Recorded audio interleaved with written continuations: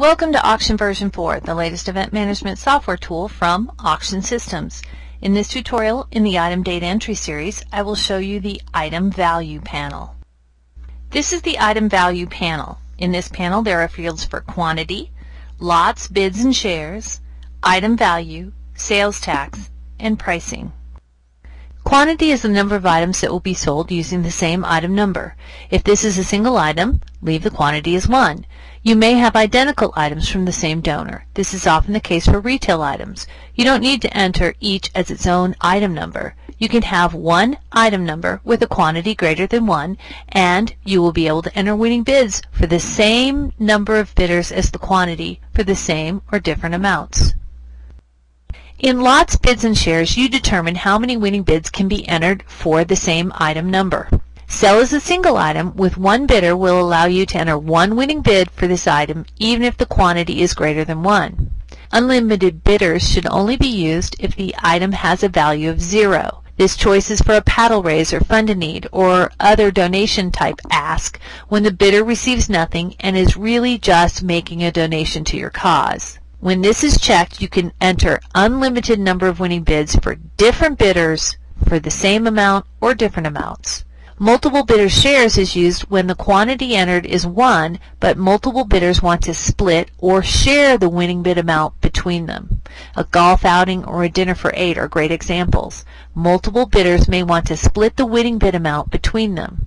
With this choice, you must also enter the number of shares, that's the number of winning bids that you can enter, and then decide how the donor value will be distributed among the bidders. If they are splitting the bid amount equally per share, then choose quantity of shares purchased by bidder. If one bidder is paying more per share than another bidder, choose bid amount divided by total purchase price so that the donor value of the item will be distributed as a percentage of the total amount each bidder spends. You may not know in advance that an item will be shared. On event night, when entering a winning bid for an item, there is a button on the winning bid entry screen that allows you to revise the quantity or the shares of a selected item. Clicking that button takes you directly to this panel so you can modify any choices that were made during the item data entry. If the quantity for the item is greater than 1, you can choose to sell the item individually as the same item number. If you make this selection, all the choices on the right go away. You will be able to enter winning bids for just the number of bidders equal to the quantity for this specific item. In the item value section, record the donor value of the item and, if appropriate, how you want the value to appear on public documents, such as in the catalog and on the bid sheets. If the quantity is 1, then the value per unit is the donor value of this single item. But if the quantity was more than 1, the value per unit is the value of only one of the items. Value per unit times the quantity is the total value of this item and will appear here automatically when you enter the value per unit. The donor value per unit can appear on the winning bidder's invoice. The total value can appear on the item donor's receipt.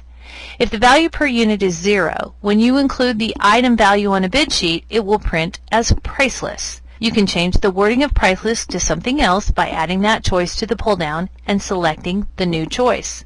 Sometimes you may actually have entered the value of an item, but that value, while accurate, may not really reflect the value of the item to your bidders.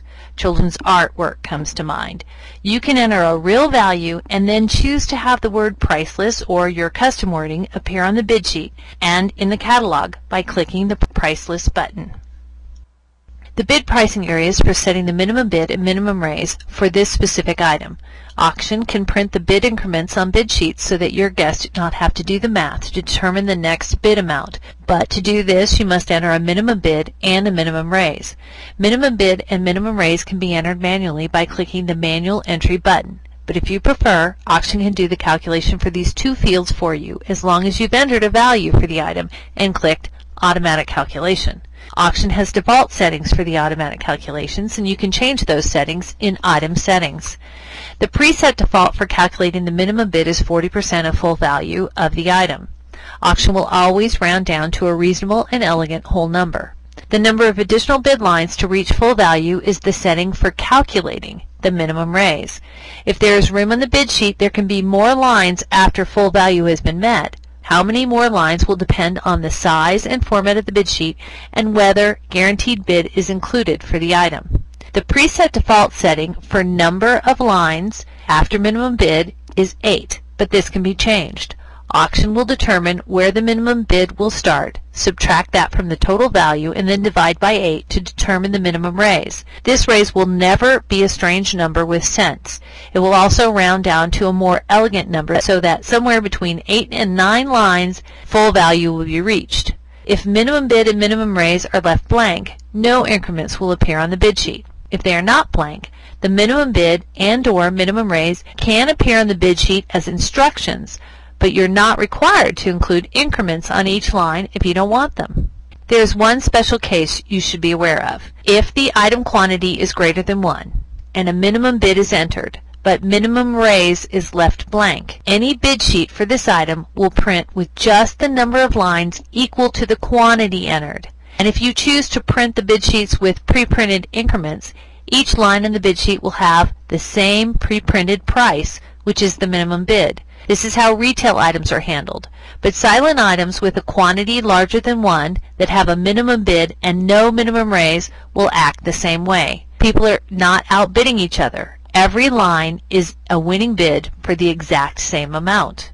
Guaranteed bid is a buy it now kind of option that can appear in a special block at the bottom of the bid sheet. The default guaranteed bid percentage can be set in pricing preferences. A guaranteed bid is usually set at 125 to 200% of the value of an item. If someone really wants it, they can just write their bid number in the guaranteed bid block at the bottom of the bid sheet, and that stops all bidding. Everyone will have to move on to other items. The bidder who puts their bid number in the guaranteed bid block will pay that percentage more than the value of the item for the satisfaction of getting the item without having to keep an eye on the bidding. Auction is smart. If you do want a guaranteed bid for an item, even if you have a very large bid sheet format that has room for many lines, auction will stop the regular bid lines just before guaranteed bid amount is met, so that no one bidding on lines can ever overbid the person who signed up for the guaranteed bid. If a default has been set for guaranteed bid, the Use Default Guaranteed Bid button will show what percentage it is. If no default has been set, it will say none. If no default has been set or you want to use a different percentage for a specific item, click Specific Guaranteed Bid Percentage and type that percentage over here in this field. If a default has been set and you do not want this particular item to have a guaranteed bid at all, click No Guaranteed Bid. By the way, if you don't like the wording guaranteed bid, you have the option to set wording of your choice as you would like it to appear in the block at the bottom of the bid sheet. Finally, to set the preferences to automatically calculate minimum bid, minimum raise, the guaranteed bid, and the wording preference for the guaranteed bid block, you can go to the Settings menu on the main Home task ribbon or take the shortcut to that location by clicking Pricing Preferences. When you click this button, it takes you to the Item Settings area where you make your changes and save and close. Closing takes you right back here to this item entry screen. If you're required to charge sales tax on some or all your items, the Pricing Preferences button will take you to the Item Settings area where you can set up to 3 different tax rates. If your organization is required to charge sales tax and the item you're entering is subject to sales tax, click the Sales Tax button.